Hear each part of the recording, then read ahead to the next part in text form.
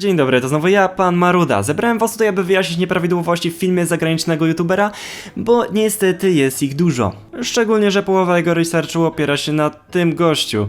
Why did it lose popularity so fast? Odpowiedź jest bardzo prosta, gra była słaba. Mało kto to pamięta, ale tam naprawdę na premierę było bardzo mało do roboty. Unlike its failed counterpart, Minecraft Legends, of which I also made a video about here, Minecraft Dungeons was very positively received. It has great Steam reviews. Warto zauważyć, że gdziekolwiek nie spojrzycie na recenzję Minecraft Dungeons, to na Steamie będą one najwyższe. Dlaczego? Otóż dlatego, że gra na Steamie wyszła dopiero 1,5 roku po premierze. Po tych wszystkich update'ach, 6 DLC-kach, dopiero wtedy. W tych recenzjach jest pominięty cały początkowy hype, to jak na początku ludzie się grą zawiedli. Jak spojrzycie sobie na takie Metacritic, to oceny są znacznie niższe. It takes about 4 to 6 hours to beat the main game on the default difficulty, as the harder difficulties are practically the same game again, with just a few different items. $20 for a game which only provides 4 to 6 hours worth of content for most players isn't really the best deal. In fact, the game is so short that most Dungeons players will recommend you buy the more expensive Ultimate Edition for $40, which comes with the DLCs included. Gra jak na swoją cenę jest za krótka, więc zapłać więcej. Tak, to brzmi jak dobra logika. Niektórzy rzeczywiście taką logiką się kieruje, ale DLC-ki warto je skupić od samego początku z innego powodu. Otóż to jest gra wzorowana na Diablo, także większość poziomów przechodzi się co najmniej kilka razy. I w trakcie ścieżki na szczyt Apocalypse Plus lepiej mieć od samego początku już tą różnorodność, niż najpierw wszystko przejść na podstawce, a potem pod sam koniec każde DLC przejść tylko raz, już z wymaksowanymi rzeczami.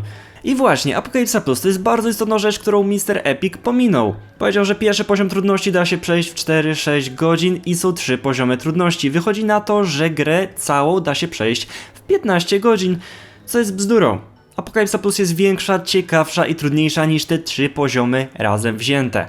Dla gracza, który gra w to po raz pierwszy i ma takie średnie umiejętności, myślę, że to byłoby tak od 50 do 100 godzin, żeby wymaksować Apocalypse Plus. First of all, when you entered the tower, you couldn't actually bring any of your own items you'd earned and grinded for up to that point in with you. Dobra, ja rozumiem, że to jest Minecraftowiec, ale chyba od takiego youtubera jest wymagana jakaś przynajmniej podstawowa wiedza o najważniejszych gatunkach gier. Wieża jest wzorowana na rogalikach. Dlaczego w takim na przykład The Binding of Isaac albo Enter the Gungeon nie jesteś w stanie swobodnie wynosić i wnosić itemków między ranami?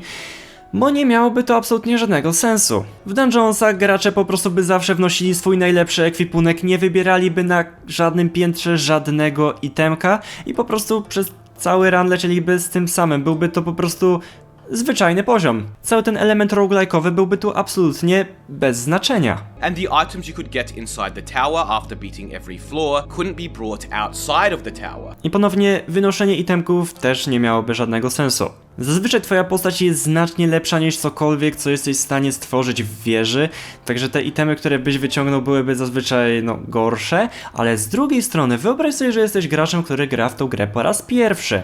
Widzisz, o wieża, jakiś fajny tryb, weźmy sobie tam, wejdźmy. Drugie piętro, bezgwiezdna noc. Jedna z najlepszych broni w grze. Wyciąga tą broń do swojej normalnej postaci i leci z tą bronią przez większość gry. To by było absolutnie bez sensu. The rewards for beating the tower were really good for the time spent playing it, so much so that almost all other methods players had of getting strong gear were now considered a waste of time. 5 items you got to choose from every floor were also always the same, meaning there wasn't much replayability to the towers either. Pierwotny zamysł wieży był taki, że ma ona testować nasze umiejętności. Nie miałeś za pierwszym razem przechodzić do końca i dostawać tych najlepszych itemków. Twórcy chcieli tu zachować jeden z najważniejszych elementów gry – tworzenie buildów. Miałeś przejść jakiś kawałek, ile tylko jesteś w stanie, nauczyć się, jakie będziesz miał wybory, jakie będziesz miał wyzwania i następnym razem dopasować swoje wybory tak, żeby stworzyć jakiś dobry build. I tak raz za razem, ucząc się coraz więcej, dochodząc coraz dalej, w końcu za 3., 5., 10. razem doszedłbyś na sam koniec. Dlatego wieża nie resetowała się za każdym razem, tylko co 2-3 tygodnie. Tylko tu pojawił się problem, spłakani gracze z forejemem na czele. Wiecie, coś w stylu, ale jak to bez żadnych umiejętności nie mogę zdobyć najlepszych itemów? Forejem dosłownie dokonywał najgorszych możliwych wyborów, grał jak absolutne drewno, płakał, że nie jest w stanie przejść piętra, które ja zrobiłem bez większego problemu za pierwszym razem. How am I supposed to do this? Potem jakoś udało mu się na niższym poziomie trudności przejść, ale spłakał się, że na niskim poziomie trudności nie jest w stanie dostać najlepszych itemów. Mała poprawka zaczął od niższych poziomów trudności, także tym bardziej na wyższych już powinien coś umieć, no ale udało mu się przejść tylko na najniższym. Jakby that's the point, najlepsze itemy są tylko dla dobrych graczy, jeżeli jesteś słaby, to musisz próbować wiele razy. Uczyć się, kombinować, eksperymentować, ale no niestety gracze się spłakali i tak właściwie jakoś tylko pierwsze 2 wieże chyba były takie trudne, a reszta to już absolutna prościzna. Ja robiłem bardzo różne wyzwania w wieży, wybierałem losowe rzeczy, nawet 2 postaciami naraz grałem. Obecny poziom trudności w wieży to jest jakiś żart. Pierwotny zamysł był bardzo dobry, natomiast no niestety gracze go zepsuli.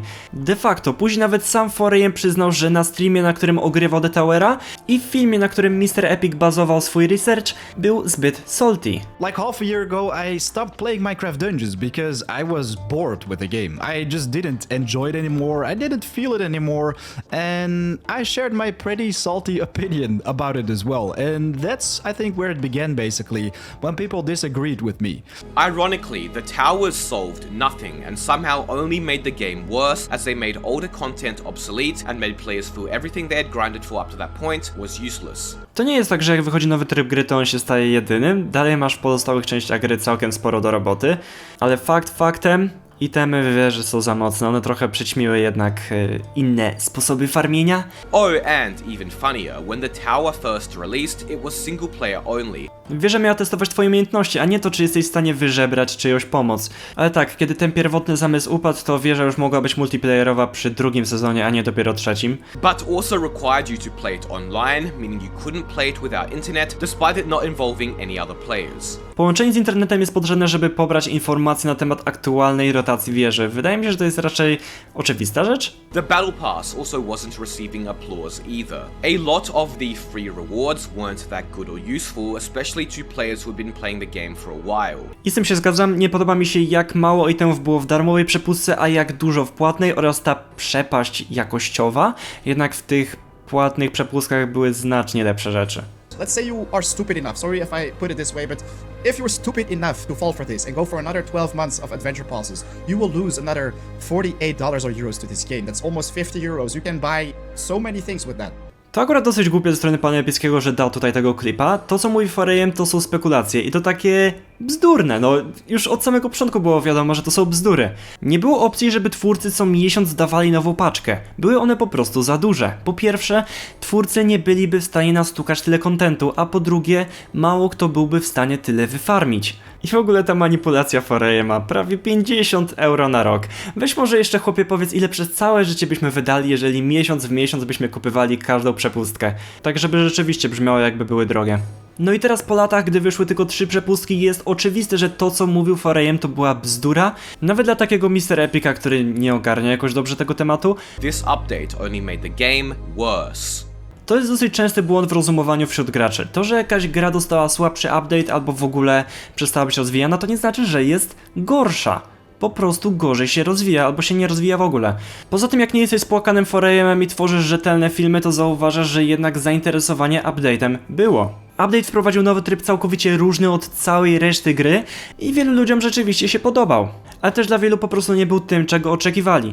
Tak jak sam Mr. Epic powiedział później, The update wasn't bad, but it was just very much lacking in content, especially when compared to the DLCs it was supposed to be replacing. gracze przyzwyczajeni do DLC spodziewali się podobnej ilości kontentu i jeden tryb, którego nie potrafią przejść, często ich nie satysfakcjonował. After Cloudy Climb's failure, the developers announced they would be doing a Q&A in the Discord. But unfortunately, the Q&A was not a live Q&A, but rather a podcast-type event where the developers answered questions prepared beforehand. Weźcie, drugi podcast był jeszcze lepszy. Mówili, że zaproszą youtuberów i z nimi sobie porozmawiają. Wiecie co się okazało? Zaprosili swojego moderatora i 2 randomowych youtuberów, o których absolutnie nikt nie słyszał. A mogli zaprosić na przykład takiego DCSK, który jak z nim pisałem chętnie by wziął udział. Besides balance changes, there was also an abundance of new content. There were new cosmetics and pets included with the new Battle Pass. The tower now had multiplayer mode and had a bigger focus on collaboration, a new level in missions, but most importantly, a new merchant or NPC known as the Enchant Smith was added, allowing players to reroll properties on their gear. Wow, niesamowite! Obfitość nowego kontentu, nowe kosmetyki i pety! Czekaj, czy ty przed chwilą na te kosmetyki nie narzekałeś? Sezon i całkowicie nowy tryb gry to jest katastrofa, ale sezon, multiplayer do tego trybu, nowy level i misje, czyli jeden level tylko, jedna misja. I Enchant Smith, który i tak wymagał reworku, obróciły grę do góry nogami, nagle gra jest uratowana, wow! Odnoszę wrażenie, że ten film wcale nie miał na celu przedstawienia faktów, tylko sprzedanie historyjki, która zbiera łatwe wyświetlenia, bo jednak jest tu sporo takich, absolutnych bzdur, Raz kosmetyki są dobre, raz są złe. To, co tam 4AM mówił o 50 euro, to jak absolutnie nie rozumie podstaw roguelike'a, obraca zalety w wady. Ja rozumiem, że on w grę za dużo nie grał, nie interesował się tym wystarczająco, żeby wiedzieć wszystko, ale jednak popełnił w tym filmie kilka takich, banalnych błędów. Dlatego do niego napisałem, zaoferowałem mu swoją pomoc przy kolejnych filmach ze spin-offów, bo jednak nie oszukujmy się, bardzo mało jest osób, które interesują się spin-offami tak jak ja i z moją pomocą dałoby się tych błędów uniknąć. No ale cóż, nie odpisał. Ale też rozumiem, że 4AM mógł się wydawać dobrym źródłem researchu, bo jednak był największym youtuberem. Ale nie był najlepszym dlatego, że był jakiś super dobry, tylko dlatego, że po prostu nie miał konkurencji. Nikt inny nie robił tyle co on. Tak samo kiedy on zniknął, przez długi czas największy byłem ja. Jakiś zwykły chłop nagrywający po polsku i nie dlatego, że byłem jakiś mega super, tylko po prostu nie miałem konkurencji. A przynajmniej nie takiej robiącej podobny content. Także tak, chyba wszystko wyjaśnione, więc z mojej strony to było wszystko. Do zobaczenia, bye!